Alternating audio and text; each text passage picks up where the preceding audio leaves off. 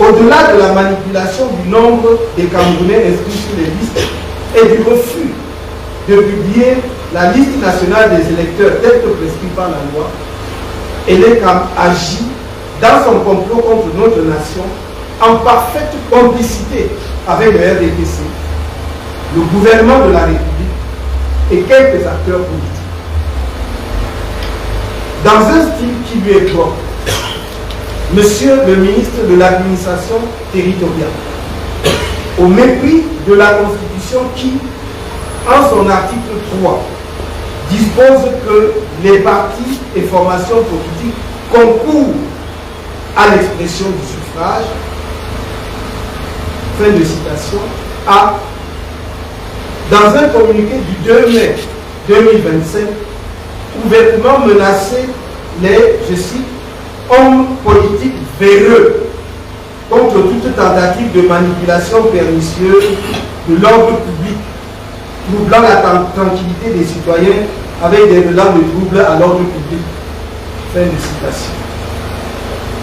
Il a ensuite révélé avoir instruit aux autorités administratives de ne plus tolérer les instructions faites, je cite, par certains politiciens en quête de notoriété. Fin de citation.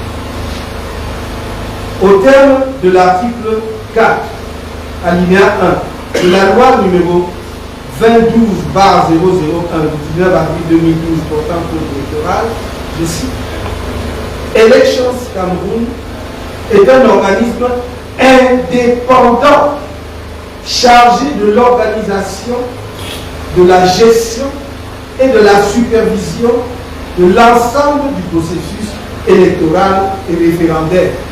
Fin de citation. En conséquence de cette disposition, Elections Cameroun est doté de la personnalité juridique et jouit d'une autonomie de gestion. Article 3. Alors, d'où vient-il que le ministre de l'administration territoriale, militant patenté du RDPC, reçoive en ses bureaux, sans les membres de la commission électorale, le président du conseil électoral et le directeur général de l'ECAM, tous des militants non affranchis du RDPC, pour une concertation, je suis sur le déroulement des inscriptions sur les listes électorales dans la perspective des élections électorales à venir dans notre pays. Fin de citation.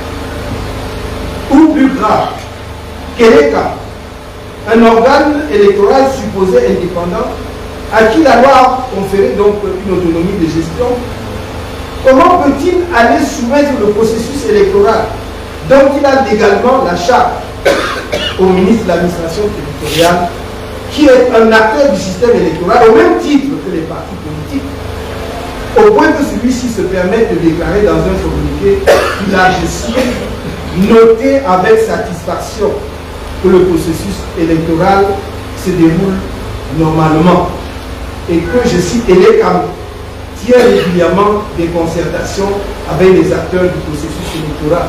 Fin de citation. D'où vient-il que le ministre de l'administration territoriale doit pouvoir se mettre en surplomb s'il est candidat, qui présente sa candidature, s'il est électeur, qui s'assure qu'il a sa carte électeur et aille voter le jour venu? Sa fonction de ministre de l'administration territoriale fait de lui un acteur du processus électoral, comme les partis politiques, comme ELECAM et comme d'autres acteurs déterminés par la loi. Il faut arrêter la confusion et les bouffes. Il faut arrêter le matu vu. Cela n'impressionne personne.